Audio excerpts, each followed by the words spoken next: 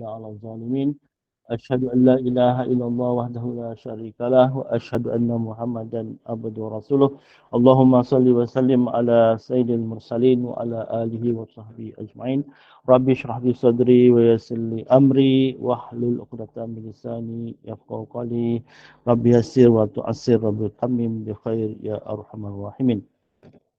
Alhamdulillah, pertama-tamanya kita banyakkan syukur kepada Allah Ta'ala dengan limpah kurnia dapat kita bersama pada malam ini untuk bersama membacakan surah Mulk dan juga bersama kita berdoa kepada Allah Ta'ala.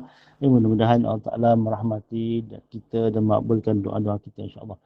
Pada malam ini kita akan teruskan tentang tafsiran yang kita telah bincangkan pada minggu yang lepas yang berkaitan dengan surah Al-Baqarah, masih lagi di juzuk yang pertama, yang mana ulang kaji sedikit sebelum ni kita telah pun bicarakan tentang kewujudan tiga jenis manusia di muka bumi ini, iaitu orang yang beriman, mereka yang beriman kepada Allah Ta'ala, mereka yang kufur ataupun yang tidak beriman kepada Allah Ta'ala, dan juga mereka yang munafik ataupun berpura-pura beriman kepada Allah Ta'ala. Kemudian kita diceritakan tentang pengajaran kenapa surah ini namakan surah Al-Baqarah, iaitu tentang kisah sapi ataupun lembu, pilihan yang mengandungi pengajaran yang sangat penting agar kita tidak berdalih dalam apabila berhadapan dengan suruhan Allah Ta'ala kerana kegagalan dalam menurut perintah Allah Ta'ala ini menyebabkan hati menjadi keras dan sukar untuk menerima hidayah daripada Allah Subhanahu Wa Ta'ala. Itu di antara pengajaran yang kita boleh dapat daripada kisah lembu ataupun Al-Baqarah itu sendiri. Kemudian peringatan juga bagi mereka yang menghalang kepada usaha-usaha dakwah, usaha-usaha mendirikan rumah ibadah, dan juga peringatan kepada mereka-mereka yang menentang perkara-perkara yang berkaitan dengan dakwah kepada Allah Ta'ala ini. Kemudian kita juga di-highlightkan dalam surah Al-Baqarah juzuk yang pertama ini berkaitan dengan syaitan, berkaitan dengan iblis, dan juga keistimewaan jadian dia ataupun penciptaannya, yang mana iblis sendiri melihat tentang kehebatan dia yang diangkat oleh Ta'ala di syurga, di syurga. Kemudian dengan sebab kesombongan, keegoan, dengan sebab keangkuhan dia, menyebabkan dia enggan menurut perintah Allah Ta'ala untuk taat ataupun tunduk kepada Nabi Adam AS. Itu di antara yang telah kita bicarakan pada minggu yang sudah. Kemudian kita menyentuh sedikit tentang kisah Bani Israel, yang mana mereka ini juga di antara yang banyak mengufuri akan nikmat-nikmat Allah Ta'ala yang dikurniakan kepada mereka. InsyaAllah pada malam ini kita akan melanjutkan lagi tentang kisah ketamakan kaum Yahudi ini, yang sebahagian kejahatan mereka dan hukuman ke atas mereka. Tapi sebelum itu kita ingin melihat tentang ayat yang berkaitan dengan kaum Yahudi ini, yang mana Allah Ta'ala menyelamatkan mereka daripada cengkaman Fir'aun la'natullah, di mana dalam ayat 49 sekejap.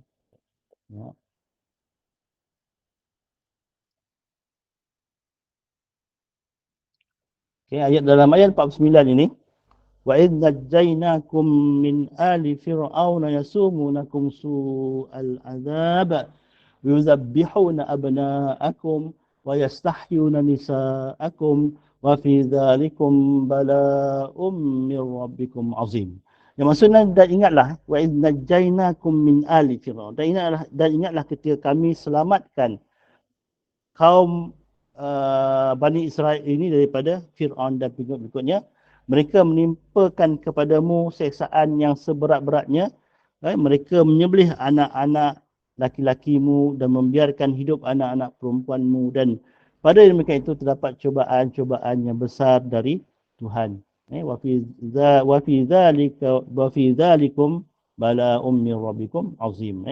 Itu adalah satu cubaan yang besar yang yang diuji kepada kaum Bani Israel ini, yang mana kaum Bani Israel ini sebelum lahirnya Nabi Musa alaihissalam, sebagaimana yang kita ketahui bahawa yang mula-mula sampai ke Mesir adalah Nabi Yusuf alaihissalam.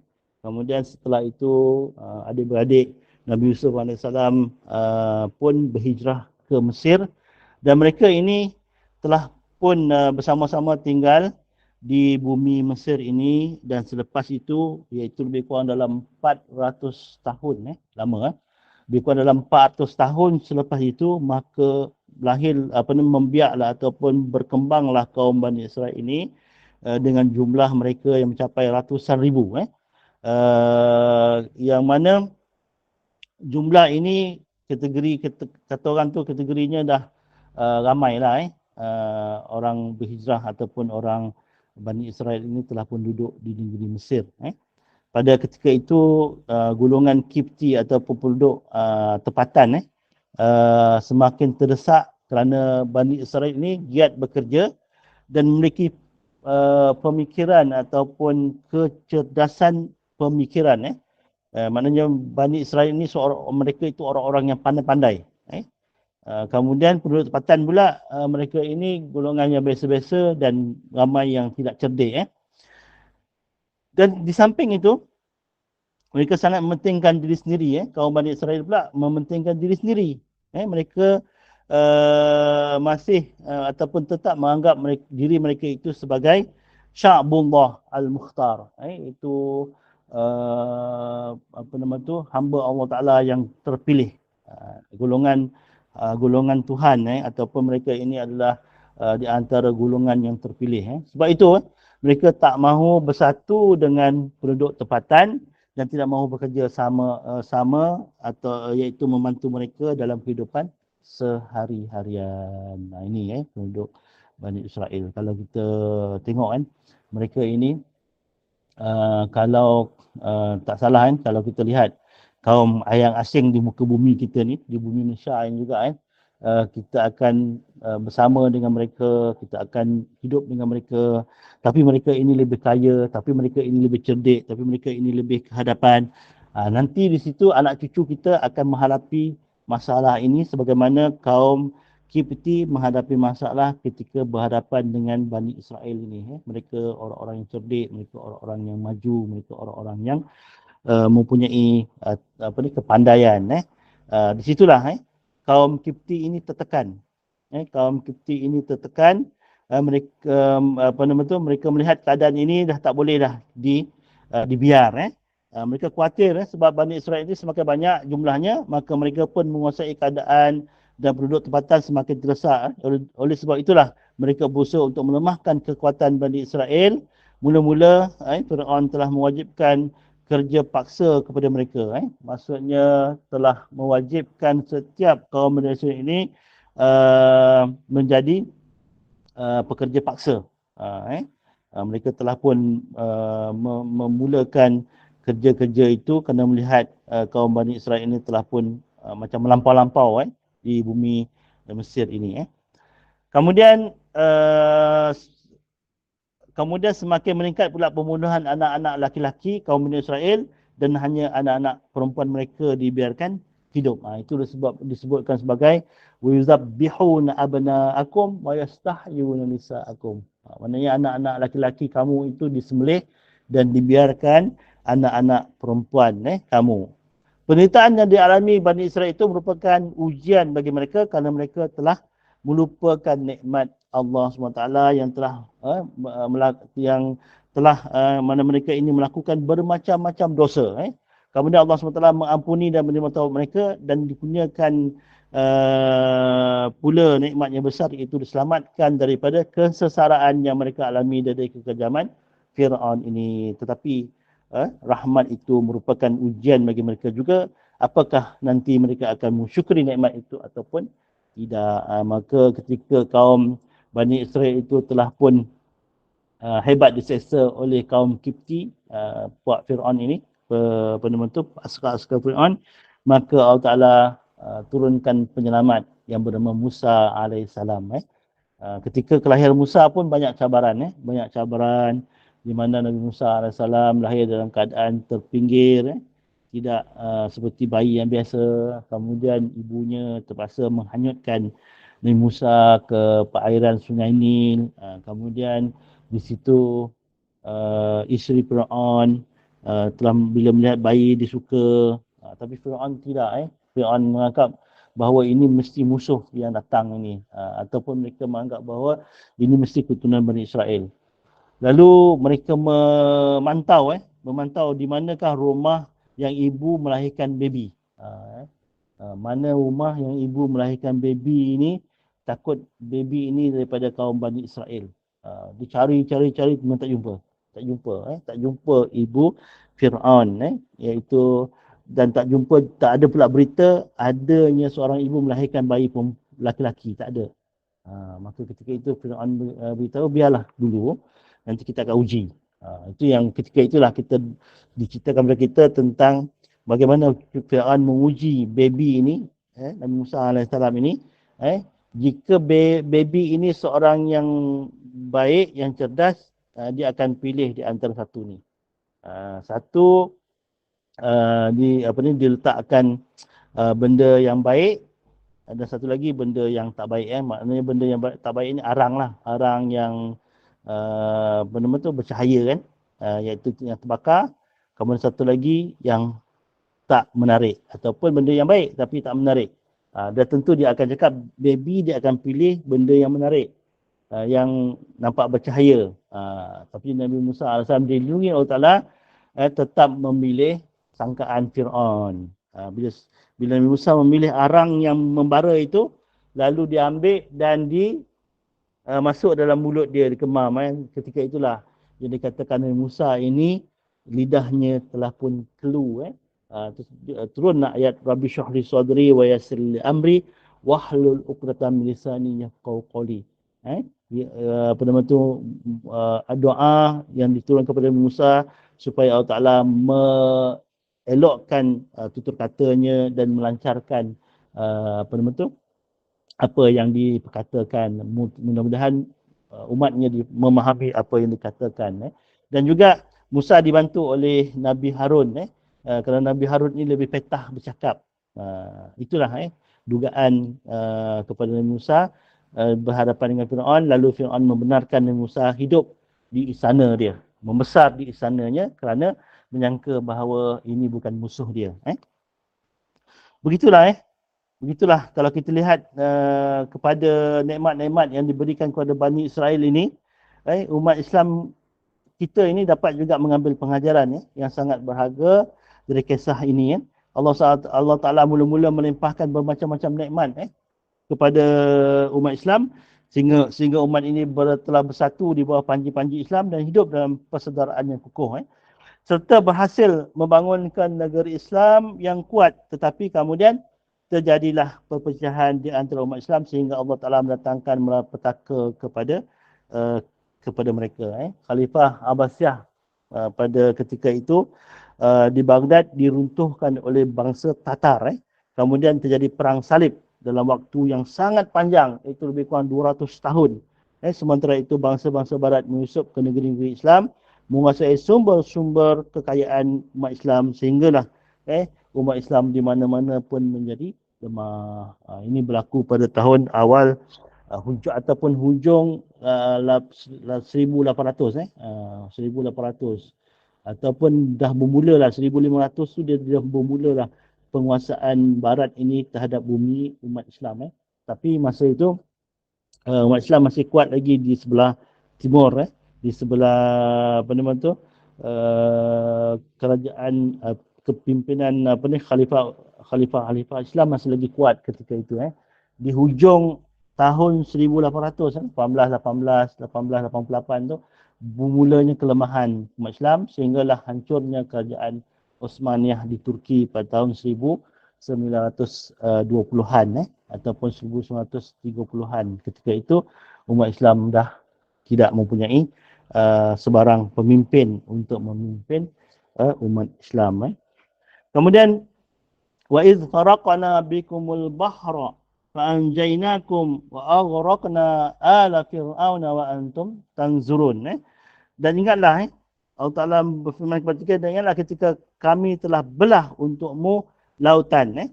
Lalu kami selamatkan kamu dan kami tenggelamkan Fir'aun dan pengikut-pengikutnya sedang mereka sendiri menyaksikannya. Ini kaum Bani Israel menyaksikan tentang Fir'aun ini dikalahkan oleh Allah Ta'ala, ditenggelamkan di dalam laut.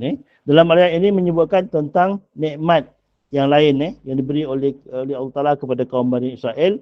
Allah Ta'ala telah menyelamatkan mereka ketika meninggalkan Mesir di bawah pimpinan Nabi Musa AS dari kejaran Fir'aun dan bala tenteranya. Setelah Allah Ta'ala mengangkat Musa menjadi Rasul, Allah Ta'ala memerintahkan agar menyuruh Fir'aun dan kaumnya untuk beriman kepada Allah. Menuntut Fir'aun agar membebaskan Bani Israel yang berada di negeri itu dan menghentikan kekejaman yang dilakukan terhadap mereka. Sebagai jawapannya, Fir'aun memperhebatkan seksaan dan kekejamannya terhadap Bani Israel dan memerintahkan rakyatnya untuk meningkatkan lagi kerja paksa yang timpakan kepada Bani Israel. Kemudian Allah memberikan berbagai mukjizat kepada Nabi Musa AS dan saudaranya Nabi Harun AS, antara lain ialah tongkat Nabi Musa yang dapat berubah menjadi ular dan dapat menelan ular-ular yang dijelmakan oleh para pensihir yang dikerahkan oleh Firaun untuk melawan mukjizat Nabi Musa AS. Melihat kenyataan itu, para pensihir pun mengakui kekalahan mereka lalu mengatakan beriman kepada Tuhan Musa. Akhirnya Firaun mengusir dan mengejar mereka, maka berangkatlah mereka meninggalkan negeri itu di bawah pimpinan Nabi Musa AS. Sedangkan Firaun dan bala tentera mengejar mereka. Ketika mereka sampai di tepi Laut Merah yang membatasi kota Suez dengan Semenanjung Sinai, Allah memerintahkan Nabi Musa agar memukul tongkatnya ke laut, lalu Nabi Musa AS melakukannya, maka terbelahlah air laut dan terbentanglah 12 jalur jalan raya yang akan dilalui oleh Musa bersama dengan pengikut-pengikutnya yang terdiri pada 12 rombongan sehingga selamatlah mereka sampai ke seberang. Maknanya kaum Bani Israel pada ketika itu telah pun terdiri pada 12 golongan. 12 golongan daripada adik-beradik Nabi Musa AS. Nabi Yusuf AS. Nabi Yusuf AS bersama dengan abang-abangnya sehingga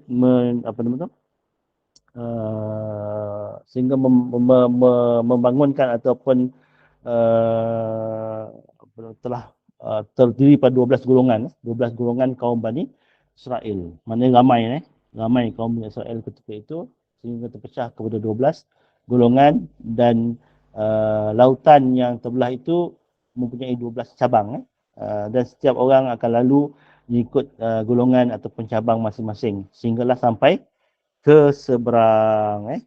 Sementara itu Firaun bersama dengan bala tenteranya mengejar mereka, tapi ketika mereka sampai di tengah-tengah laut, air laut kembali bertaut, menjadi laut balik sehingga mereka semuanya tenggelam ditelan air laut. Kejadian itu disaksikan oleh Bani Israel yang selamat sampai ke seberang.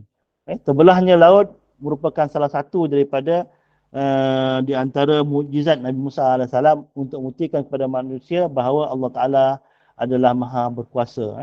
Dialah Allah Ta'ala yang menciptakan alam ini dan dialah Allah Ta'ala pula yang menetapkan undang-undang alam yang berlaku sepanjang masa dan dia berkuasa pula mengubah atau membatalkan undang-undang alam tersebut apabila dikehendakinya. Maksudnya macam mana laut itu boleh terbelah dan seolah-olah macam ada dinding yang menghalang setiap air lautan itu. Seolah-olah ada dinding yang menghalang dan diberi laluan kepada kaum Bani Israel. Setelah Bani Israel lepas ke seberang, secara otomatik laut itu bertaut semula. Maknanya dinding yang tadi itu nampak menjadi laluan dah habis, hilang. Begitulah Allah Ta'ala telah menunjukkan tentang kekuasaannya Maksudnya kehendak semula jadi alam itu boleh berubah bila-bila masa jika dikehendaki, atau hukum alam yang berlaku pada air itu, iaitu bahawa air sebagai satu-satu benda cair tidak dapat terpisah tanpa adanya benda yang dapat memisahkannya. Undang-undang inilah yang diubah dan dibatalkan oleh Allah Ta'ala ketika terbelahnya air laut tersebut berdiri seperti dinding-dinding yang tegak lurus tanpa ada sesuatu yang tanpa ada sesuatu yang menahannya, sehingga terbentanglah jalan di antara dinding tersebut. Tak ada nampak pun apa-apa yang menghalang laut itu daripada terhalang sehingga menjadi dinding itu. Siapa yang menyokongnya, wallahu alam. Itu adalah kekuasaan Allah Taala. Seperti kita lihat langit lah, seperti kita lihat langit yang terbentang luas di atas kita, tak ada dinding, tak ada ataupun tak ada tiang yang menyokong dia. Apakah yang menyokongnya? Di situlah kejadian alam, hukum alam yang Allah Taala terjadikan, ianya begitulah keadaannya dan manusia mustahil boleh melakukannya. Demikianlah besar nikmat yang telah pun dilimpahkan Allah Taala kepada Bani Israel. Mereka telah dibebaskan dari kekejaman Fir'aun dan rakyatnya, kemudian mereka diselamatkan pula ketika menyeberangi laut. Sesudah itu mereka menyaksikan dengan mata kepala mereka sendiri tenggelamnya musuh-musuh mereka di tengah-tengah laut, yang tentu saja menggembirakan hati mereka. Sepatutnya mereka mensyukuri nikmat tersebut. Tapi begitulah Bani Israel, mereka itu masih lagi degil. Kemudian dilanjutkan daripada ayat yang berikutnya, wa idh wa'adna Musa 40 lailatan thumma takhaztumul ijla min ba'dihi wa antum zalimun. Dan ingatlah ketika kami berjanji kepada Musa memberikan Taurat sesudah 40 malam, lalu kamu menjadikan patung anak sapi adalah anak lembu itu sebagai persembahanmu, sehinggalah sepeninggalannya dan kamu adalah orang-orang yang zalim. Inilah kisah sapi betina yang telah pun mereka sembah pula ketika Nabi Musa AS dijemput oleh malaikat Jibril untuk pergi ke Tur Sinar ataupun pergi ke bukit Tur Sinar di seberang Sinai dengan berkuda. Daripada kuda itulah mereka telah pun menjadikan benda-benda yang daripada jejakan kuda itu seolah-olah seperti nyawa, dan dia memerintahkan kepada kaum Bani Israel itu mengumpulkan mas-mas ini dan mereka bentukkan menjadi sapi, menjadi sapi ataupun lembu, lalu mereka sembah ketika sapi itu seolah macam hidup. Pada ayat ini mengingatkan mereka kepada nikmat yang lain sesudah nikmat-nikmat Allah Ta'ala yang disebutkan tadi, iaitu Allah menjanjikan kepada Musa AS akan memberi Taurat kepadanya. Allah menentukan waktunya iaitu selama 40 malam. Mereka menganggap bahawa waktu yang ditetapkan itu terlalu lama, maka mereka membuat patung anak sapi dari emas dan mereka sembah. Dengan demikianlah mereka telah menganiaya diri mereka sendiri kerana perbuatan syirik yang mereka lakukan. Dan sikap mereka itu sangat mengherankan, sebab janji Allah pada Nabi Musa AS akan menurunkan kitab Taurat sebenarnya merupakan nikmat dan utamaan yang amat besar bagi Bani Israel. Tapi mereka balas dengan perbuatan yang amat keji, iaitu kekafiran dan kebodohan. Kemudian Allah lanjutkan, summa afauna ankum min ba'di dzalika la'allakum tashkurun. Kemudian sesudah itu kami maafkan kesalahanmu agar kamu bersyukur. Setelah itu Allah Ta'ala maafkan.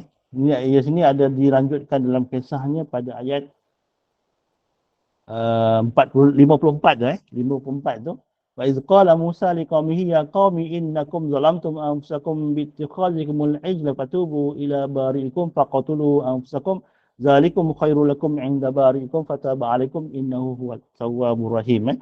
Di mana dalam ayat ini Allah Taala telah mengatakan kepada kita, dan ingatlah ketika Musa AS berkata kepada kaumnya, wahai kaumku, sesungguhnya kamu telah menzalimi dirimu sendiri kerana kamu telah menjadikan patung anak sapi sebagai sembahanmu, maka bertaubatlah kepada Tuhan yang menjadikan kamu dan bunuhlah dirimu. Hal itu adalah lebih baik bagimu, demikianlah Tuhan yang menjadikan kamu, maka Allah akan menerima taubatmu. Sungguhnya dialah yang maha penerima taubat lagi maha penyayang. Dalam ayat ini Allah Ta'ala memerintahkan kepada Bani Israel kepada Bani Israel pula, kepada Nabi SAW, telah memerintahkan kepada Nabi SAW agar menyampaikan berita ini kepada Bani Israel yang hidup semasa dengan Rasulullah SAW ni, pada waktu itu bahawa Musa AS dikembalikan apa ni, Kak Aisyah tutup mic. Maknanya pada waktu itu Musa AS sekembali dari menerima mukjizat daripada Allah Ta'ala, mendapati kaumnya menyembah patung anak sapi, lalu dia berkata kepada kaumnya, wahai kaumku, sesungguhnya dengan perbuatan kamu menjadikan anak sapi itu sebagai Tuhanmu, kamu telah membinasakan dirimu sendiri dan telah melenyapkan pahala yang sedia ada yang kamu terima daripada Tuhanmu. Alangkah baiknya seandainya kamu menepati janji yang telah diikrarkan dan kamu mengikuti syariatku. Oleh sebab itu, bertaubatlah kepada Tuhanmu yang telah menciptakan kamu dan janganlah berbuat kebodohan semacam itu, di mana kamu telah meninggalkan Tuhanmu yang sesungguhnya, lalu kamu mengambilkan anak sapi sebagai sembahanmu. Nabi Musa AS juga memerintahkan kepada mereka, bunuhlah diri kamu. Maksudnya agar orang-orang yang tidak bertaubat, tidak berbuat kejahatan di antara mereka, membunuh mereka yang telah bersalah, atau mereka yang telah berbuat kejahatan itu saling membunuh, atau mereka disuruh membunuh diri mereka sendiri sebagai penyataan taubat kepada Allah Ta'ala. Kemudian Nabi Musa AS mengatakan kepada mereka bahawa bertaubat dan bunuh diri sebagai penyataan taubat itu lebih baik bagi mereka di sisi Allah daripada terus-menerus berbuat kedurhakaan yang menyebabkan mereka ditimpa azab. Apabila mereka telah bersih dari dosa itu, barulah mereka patut menerima pahala dan ganjaran. Yang ini ada apa nama tu? Ada tafsiran dia mengenai benar faqatulu anfusakum tu, maka bunuhlah diri kamu. Mengikut tafsiran daripada Abdullah Yusuf Ali, beliau berpendapat bunuhlah nafsumu. Faqatulu anfusakum itu maksudnya bunuhlah nafsumu. Anfusakum itu adalah kembali kepada nafsu, bukannya diri. Bukannya membunuh diri sendiri ataupun membunuh peribadi masing-masing. Hampir sejalan dengan pendapat Al-Qasimi, Muhammad Asad dan lain-lain. Maksudnya kadang-kadang kita kalau kita lihat pada apa nama tu, fizikal ayat, fatubu ila bari'ikum, maka bertaubatlah kamu kepada Tuhan kamu, faqatulu anfusakum, maka bunuhlah diri kamu. Di sini sebenarnya bukan tafsiran apa nama tu, masing-masing yang melakukan perbuatan syirik itu membunuh diri masing-masing ataupun orang lain membunuh dia. Tapi kebanyakan tafsir menyebutkan bahawa faqatulu anfusakum ini maknanya kamu bunuhlah nafsu kamu supaya kamu tidak meneruskan kejahatan kamu itu. Pada akhir ayat ini Allah menerangkan bahawa setelah mereka melakukan yang diperintahkan Musa, Allah menerima taubat dan maafkan kesalahan mereka. Itulah yang dikatakan oleh mufassirin bahawa mereka ini tak mati. Bahawa mereka ini tak mati, mereka diterima balik taubat mereka dan mereka ini telah pun kembali kepada agama Musa AS. Allah menerima taubat dan maafkan kesalahan mereka kerana dialah yang memberi jalan kepada orang-orang yang berbuat dosa untuk bertaubat, dan menerima taubat mereka sebab dia maha pengasih kepada orang-orang yang mahu bertaubat kepadanya. Seandainya tidak demikian, tentulah segera ditimpa kebinasaan kepada mereka kerana dosa-dosa besar yang mereka lakukan. Kemudian Allah Ta'ala menyebutkan wa idh qultum ya Musa lan nu'mina laka hatta narallaha jahratan fa akhadhatkumus sa'ikatu wa antum tanzurun. Dalam ayat ini, dan ingatlah ketika kamu berkata, hai Musa, kami tidak akan beriman kepadamu sebelum kami melihat Allah dengan terang. Kerana itu kamu disambar halilintar petir sedang kamu menyaksikannya. Dalam ayat ini Allah Ta'ala mengingatkan kepada Bani Israel kepada sifat-sifat dan keingkaran nenek moyang mereka kepada Nabi Musa AS, iaitu mereka pernah berkata kepada Musa, kami tidak akan beriman kepadamu sampai kami dapat melihat Allah secara kasar dengan mata kepala kami sendiri. Kerana sikap dan kelakuan mereka itu, Allah menurunkan azab kepada mereka itu halilintar yang menyambar mereka. Nabi Musa AS ketika menyaksikan bertaubat ini, telah memilih lebih kurang dalam 70 golongan 70 orang daripada kaum Bani Israel ini untuk pergi ke Bukit Sinai untuk meminta ampun atas kesalahan mereka menyembah anak sapi ini. Mereka mengatakan kepada Musa bahawa sebelum mereka dapat melihat Allah dengan mata kepala mereka sendiri, mereka tidak akan beriman. Tidak akan membenarkan ucapan Nabi Musa AS bahawa Taurat itu adalah kitab Allah. Mereka juga tidak akan percaya bahawa Musa telah mendengar perkataan Allah. Dan mereka juga tidak akan percaya bahawa Allah merintahkan untuk mereka menerima perkataannya dan mengamalkannya. Lalu datanglah petir halilintar menyambar mereka, sedang yang lain menyaksikan peristiwa itu dengan jelas. Ini juga disebut dalam surah Al-A'raf ayat 156. Demikian juga lah sikap Bani Israel terhadap Nabi Musa, mereka selalu bertingkah dan membangkang apa yang Nabi Musa katakan. Maka datanglah azab Allah kepada mereka, bermacam-macam penyakit menimpa mereka, binatang-binatang kecil yang menyebarkan berbagai penyakit telah merasakan sejumlah besar dari mereka. Maka tidaklah mengherankan ketika Nabi kita Nabi Muhammad SAW datang menyuruh mereka kepada agama Islam, mereka bersikap menentang dan menolak seruan Islam ini. Summa ba'athnakum min ba'di dzalika min ba'di mautikum la'allakum tashkurun. Setelah itu kami bangkitkan kamu sesudah kamu mati agar kamu bersyukur. Daripada 70 orang itu, 70 orang pengikut Nabi Musa yang telah dipanah petir ini, ayat ini telah mengatakan kepada kita, summa ba'athnakum min ba'di mautikum. Setelah itu kami telah pun menghidupkan kamu setelah kamu mati. Menurutnya ayat ini mengingatkan kepada Bani Israel tentang azab yang Allah Ta'ala telah kurniakan, timpa ke atas mereka kerana mereka telah mengingkari akan tentang Allah Ta'ala dan perintah Nabi mereka, Nabi Musa AS. Allah Ta'ala menceritakan hal ini kepada kita dengan mengatakan perbicaraan kepada Bani Israel yang ada ketika datangnya Nabi Muhammad SAW untuk menunjukkan bahawa umat manusia ini pada hakikatnya adalah satu. Segala cobaan yang telah diturunkan kepadanya berupa cobaan yang baik ataupun musibah ini, semuanya itu merupakan ujian daripada Allah Ta'ala. Maka hendaklah mereka kembali bertaubat dan kepada Allah lah diserahkan akan apa yang telah pun yang mereka taubatkan dan telah diserahkan kepada Allah Ta'ala. Moga Allah Ta'ala mengampuni dosa-dosa mereka. Maksudnya setelah mereka itu ditimpa dengan kematian itu, Nabi Musa AS telah bermunajat supaya menghidupkan mereka semula. Kerana Nabi Musa mengatakan, ya Allah, apa aku nak jawab kepada kaumku yang berada di bawah bukit ini, kenapa sahabat-sahabatnya telah pun mati. Nabi Musa bermunajat selama 2 ataupun 3 malam supaya Allah Ta'ala menghidupkan mereka balik. Lalu Allah Ta'ala telah menghidupkan mereka semula, tetapi mereka tetap ingkar di atas kenikmatan yang Allah Ta'ala berikan kepada mereka. Itulah cerita Allah Ta'ala kepada kaum yang degil, yang tidak mendengar kata Nabi-Nya dan tidak mendengar akan perintah Tuhan. Di situlah Allah Ta'ala menimpakan mereka berbagai-bagai ujian. Mudah-mudahan apa yang kita dengar, apa yang kita perincikan tentang kisah ini, kita ambillah, sama-samalah ambil iktibar, dan mudah-mudahan kita tak melakukan sebagaimana kaum Bani Israel ini banyak sangat kemungkaran yang mereka lakukan, dan satu-satu Allah Ta'ala ceritakan kepada kita, dan setiap satu itu apa mereka telah bertaubat dan Allah Ta'ala kembalikan mereka kepada keimanan, tetapi setelah itu datang balik kejahatan yang mereka lakukan.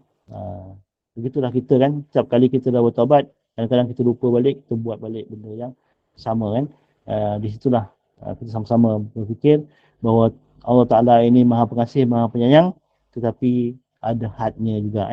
Ada ketikanya Allah Ta'ala nak uji kita kerana kesibukkan kita dengan dunia. Kadang-kadang Allah Ta'ala nak ujikan kita kerana kesibukan kita dengan anak-anak, dengan keluarga. Allah Ta'ala nak uji kita kerana kita mengabaikan ibadah kita, kerana kita mengabaikan dakwah kita kepada agamanya. Mudah-mudahan apa yang kita bicarakan pada malam ini ada manfaatnya untuk kita semua, dan kita akan lanjutkan lagi kisah juzuk yang pertama ini pada kisah-kisah yang lain juga tentang Nabi Musa, Nabi Ibrahim alaihissalam, kisah pembinaan Kaabah dan sebagainya. Ini sebagai ingatan kita semua lah, bahawa dalam juzuk 1 ini ada beberapa kisah yang perlu kita ambil ikhtibar daripada penceritaannya. Sebab apa, kisah-kisah sejarah inilah yang menjadi panduan dan kalau yang baik itu kita jadikan tauladan kan, yang baik, yang jahat itu kita jadikan sempadan. Mudah-mudahan apa yang dibicarakan pada malam ini ada manfaatnya dan diridai Allah Taala. Dan Ustaz serahkan semula kepada moderator yang tugas untuk acara berikutnya. Baiklah Ustaz, ada satu soalan Ustaz dari jemaah. Ustaz, apa hikmahnya Allah tak turunkan azab kepada Bani Israel walaupun Bani Israel berkali-kali membuat zalim, tak macam kaum-kaum lain sebelumnya? Kenapa Allah Ta'ala tak menurunkan azab? Tidak. Allah Ta'ala telah menurunkan azab kepada Bani Israel sebanyak 2 kali. Iaitu selepas Nabi Daud alaihissalam, Nabi Sulaiman kan. Selepas Nabi Sulaiman alaihissalam itu terbentuknya khalifah pemerintahan kaum Bani Israel. Pada ketika itu mereka ini telah pun lalai dan mereka telah pun meninggalkan seruan kepada agama Allah Ta'ala, dan Allah Ta'ala telah pun binasakan mereka dengan diserang oleh kaum Mongol, Mongol, iaitu Babylon dan sebagainya. Lalu mereka itu hancur setelah 500 ke 600 pemerintahan khalifah Bani Israel. Kemudian setelah itu mereka bangun semula. Mereka bangun semula sebagaimana Nabi Uzair telah menceritakan pada kita kan dalam surah Baqarah ni juga, tapi juzuk yang ketiga kan, Nabi Uzair melihat kehancuran ini, bertanya kepada Allah Ta'ala, bagaimana ya Tuhan engkau akan membangunkan negeri ini semula? Lalu Nabi Uzair ditidurkan selama 100 tahun, dan selepas bangun daripada tidur 100 tahun tu nampak dah makmur semulalah negeri yang dah hancur. Kata orang tu bagaikan padang jarak, padang terkukur itu, iaitu kaum Israel pada ketika itu dihancurkan oleh tentera asing. Dan kemudian mereka bangun semula, dan pada ketika itulah Allah Ta'ala mengutuskan pelbagai Nabi balik, mengutuskan pelbagai Nabi dan Rasul. Dan pada ketika Nabi Zakaria, Nabi Isa, Nabi Zakaria, Nabi Yahya, Nabi Isa kan, Nabi Zakaria dibunuh, Nabi Yahya dibunuh, dan Nabi Isa juga mereka kejar nak bunuh juga. Selepas itu berlaku lagi kehancuran kaum Bani Israel. Lalu mereka berpecah. Mereka berpecah. Sehinggalah kita dapat cerita bahawa adanya kaum Bani Israel ini di bumi Yasrib, di bumi Madinah. Kaum Bani Israel itu telah pun hancur pada ketika zaman selepas Nabi Isa alaihissalam. Dah tak wujud dah kelompok-kelompok yang besar, tapi kena kecil-kecil lah. Maka mereka telah pergi ke Iran dan bersama dengan orang-orang Parsi itu, orang Parsi Iran ini, dan mereka membangun balik. Lalu sekarang ini tahun 1940-an mereka pun kembali ke Palestin dan mereka cuba hidup semula sebagai rakyat di Palestin. Rupanya mereka dah menguasai Palestin dan mewujudkan negara haram Israel. Ini kehidupan mereka selepas kehancuran kedua, kehancuran kedua. Selepas kehancuran kedua, mereka mewujudkan negara haram Israel. Setelah itu, ini akan dihancurkan semula oleh Allah Ta'ala dengan membangunkan ataupun mengutuskan Imam Mahdi dan juga Nabi Isa AS diturunkan di muka bumi. Siapa kata Bani Israel tak hancur? Banyak kali dihancurkan oleh Allah Ta'ala, tapi mereka ini tetap degil. Tetapi mereka taklah dihancurkan sebagaimana dihancurnya kaum Lut. Kaum Lut AS itu dihancurkan dengan tidak ditinggalkan sebarang sisa baki kaum dia. Dihancurkan dengan menembalikkan mengenal bumi yang bawah naik ke atas, yang atas ke bawah. Tapi Bani Israel itu dihancurkan dengan kaumnya lain. Sekarang ni kita nampak dia kuat kan. Nanti mereka akan hancur kembali. Itu sebagai janji Allah Ta'ala yang telah pun diberikan kepada kita, iaitu diutuskan Imam Mahdi dan juga diturunkan Nabi Isa AS di muka bumi. Okay. Ada soalan tak? Okay. Puan Nik Som, ada soalan ke? Okey, terima kasih. Terima kasih moderator. Ustaz, terima kasih atas penjelasannya tadi. Apa yang saya nampaklah Ustaz, kenapa mereka ni tak secara spontan ditimpa azab seperti kaum-kaum lain, seperti kaum Thamud, kaum Ad, kaum Nabi Nuh, kaum Nabi Lut ya. Macam apa ni, diazab kemudian mereka semua disappear, semuanya lenyap. Kenapa? Apa hikmahnya yang diorang ni masih diturunkan azab juga, tapi lepas tu dia ada lagi kembali. Kemudian dia pintar pula tu, berkuasa. Itu yang katakan apa mereka ini yang adalah hikmahnya di sebalik ini? Adakah terdapat dalam ayat-ayat Al-Quran ada yang memberitahu apa hikmahnya di sebalik ni, Ustaz? Itu yang saya tak dapat menangkap lah, kenapa kaum-kaum lain dia diturunkan azab serta-merta kemudian lenyap kaum tu. Tapi yang ini dia buat salah, bertaubat, lepas tu dia naik lagi semula. Dia bertaubat lagi. Lepas tu dia naik lagi semula berkuasa. And then kemudian mereka dikurniakan kepintaran.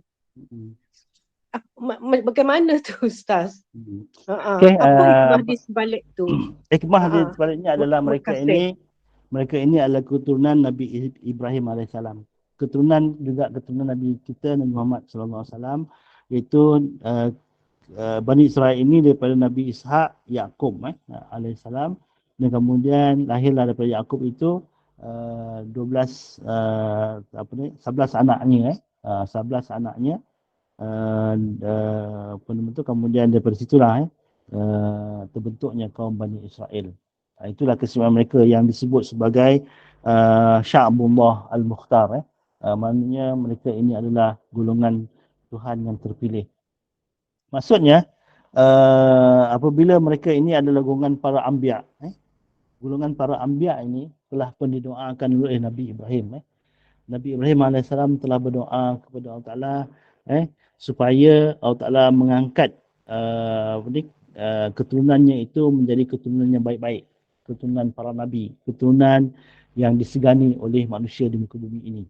Itu doa yang pertama, dan kemudian Allah Ta'ala memakbulkan doa ini, dan majoriti para Nabi dan para Rasul ini lahir daripada keturunan Bani Israel. Itu keistimewaan dia. Bani Israel ini keistimewaannya ialah keturunan mereka daripada para Nabi dan para Anbiya yang ramai. Dan daripada itulah, daripada itu Allah Ta'ala memberkati kaum ini sehingga mereka itu diberi kelebihan yang pelbagai. Pertamanya mereka ini memang keturunan yang baik-baik, keturunan para Nabi kan. Cuma kita nak memberitahu kepada semua orang bahawa agama ini tidak boleh diwarisi daripada ibu yang ataupun ayah yang beriman. Itu agama kan. Agama ini tidak boleh diwarisi daripada ayah dan ibu yang beriman. Agama ini bukan harta. Itu satu kan. Maknanya manusia ini diberikan anugerah oleh Allah Ta'ala pemikiran, diberi kesihatan, kemudian diberi kepada mereka akal supaya mereka memikirkan. Itu yang dikatakan ada di kalangan manusia ini mereka yang zalim, mereka yang tidak menggunakan akalnya untuk menjalankan kehidupan. Inilah di antara mereka ini kaum Bani Israel inilah banyak daripada mereka itu mereka yang tidak menggunakan akalnya untuk menjalankan kehidupannya, mereka mengikut hawa nafsu mereka semata-mata. Setelah itu mereka bangun dan mereka telah pun menjadi pemimpin kepada dunia ini. Tapi cara yang baik, mereka membangun dan memimpin cara yang baik dan menyebarkan tauhid agama Allah Ta'ala ini kepada umat manusia.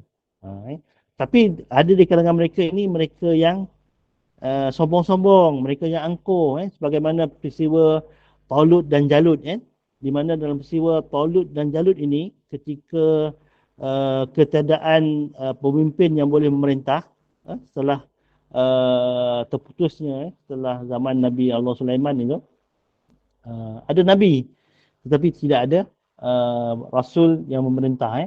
Lalu mereka di kalangan mereka itu memilih siapakah di antara mereka yang boleh menjadi pemimpin untuk memimpin kaum Bani Israel ini.